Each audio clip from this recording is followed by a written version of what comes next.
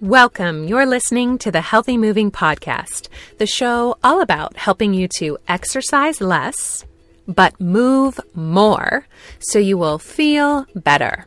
I am your healthy moving enthusiast, Jen Hoffman of stayathomeyoga.com. There's nothing more frustrating than working hard on something only to have someone else come along and sabotage your efforts. Well, when it comes to our health and wellness, we're often our own saboteurs. And I'm not even talking about those times you indulge in a giant bowl of ice cream right after a workout.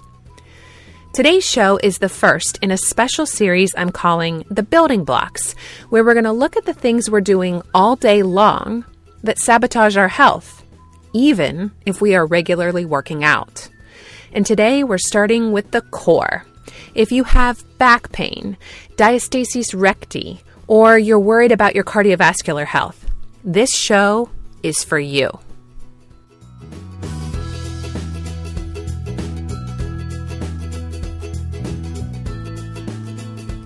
So I get at least 3 questions a week from members of our Healthy Moving community that relate to the core. John emailed me this week to ask if I had any healthy moving tips to help him lower his waist circumference. He's worried about its impact on his cardiovascular health. And then Beth sent me a Facebook message telling me that her chiropractor told her she needed to strengthen her core to help relieve her back pain, and she wanted some tips on how to do that. And then Rhonda called with a very common question. Here's her message. Hi, Jen. This is Rhonda calling. I have a question for your podcast. I love your podcast. Your podcast is one of the few that I always listen to right when I see it come up. So thank you so much for all your work on that. My question is, do you have a few poses or moves that I could add to my daily regimen that would be helpful for a diastasis recti? Thanks so much for considering answering my question on your show. God bless. Bye-bye. If you haven't heard of diastasis recti before, it's a condition where there's an unnatural distance between the right and left sides of the rectus abdominis. One or both of them have pulled too far away from the midline of the body. It's commonly thought that this is caused by pregnancy, but often women have DR before the pregnancy, and then the extra load of the baby just makes the separation grow. I'm pregnant right now with my 3rd child, and I am extremely mindful that I'm not setting the stage for DR. But here's the thing. Anyone can experience this unnatural separation, even men. And the outward appearance of your belly isn't even an indicator. You can have flat abs and still have a diastasis recti. So these 3 things might seem like separate questions, but they actually all have the same answer. And you know I love to answer your questions. So that's what I'm going to do today. Now, of course, everyone wants me to give them a list of core exercises, but if you've been listening for a while, you know me. I first have to lay the foundation. You see, a healthy core, one without DR, and a core that supports your cardiovascular health and your back health, it's not just built by doing X number of exercises 3 to 5, even 7 times a week. The shape, and in turn the health of your core, is the result of how you move and the positions you're in when you're not moving all day long. See, you can do a core workout every day, but if you aren't mindful of how you move, sit, stand, even breathe all day long, you're likely undoing all of that effort. This is the fundamental truth. Small, incremental changes add up to monumental, exponential change. It's the little things that you're doing all day that build your health, including the health of your core, for better or for worse. So in today's show, I'm going to share with you the biggies, the place to begin to heal your core. But I want to tell you first about something special that I put together just for you. I actually have 8 things that you can begin to focus on to heal your core, but I don't have time to cover them all today, and it's actually most helpful if you can see me demonstrate a few of them. So guess what I did? I filmed a video class to go along with today's show, and it's totally free. You can get access to it right now by going to stayathomeyoga.com/core. That's all spelled out, stayathomeyoga.com/core. I'll also put a link for it in the show notes at healthymovingpodcast.com. Be sure to check it out soon because I have a special bonus offer there for you just for this week.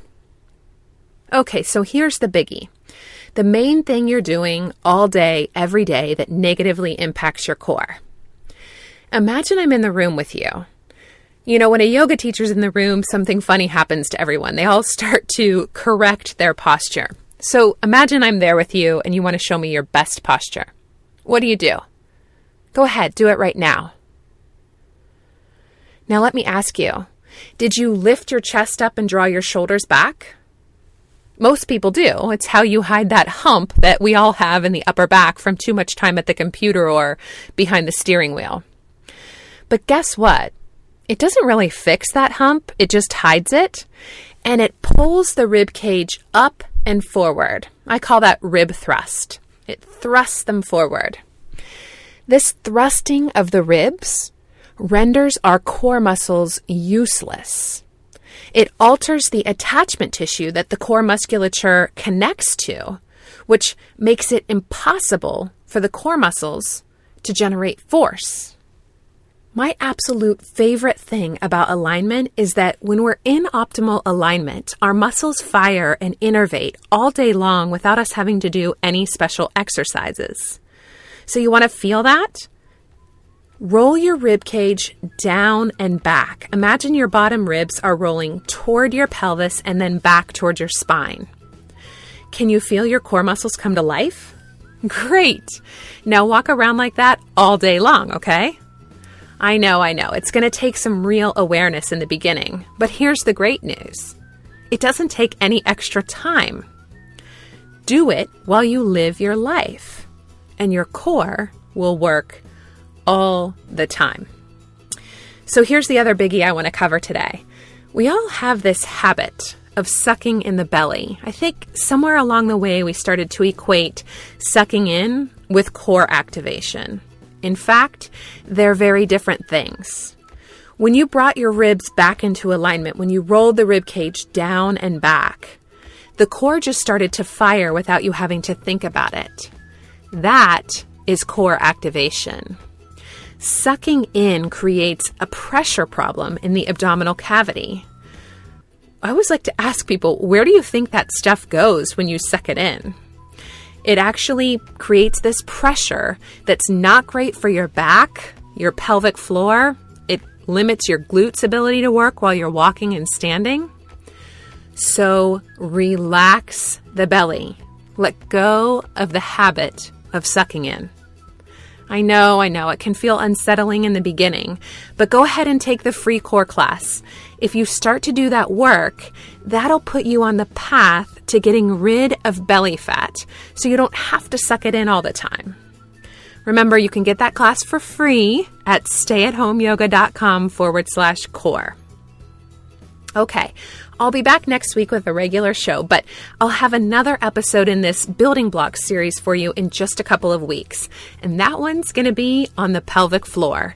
Be sure to subscribe in iTunes so that you don't miss it. And while you're there, would you do me a quick favor and rate and review the show as well? That helps others to find us, and I read and appreciate every one of those reviews. You know I love answering your questions. In fact, when I get the email notification that I have a new message, I get really excited. You can leave me a message with your question by clicking the Start Recording button over at healthymovingpodcast.com, or you can just call 201-580-MOVE. Thank you so much for listening. Until next time, friends, keep moving.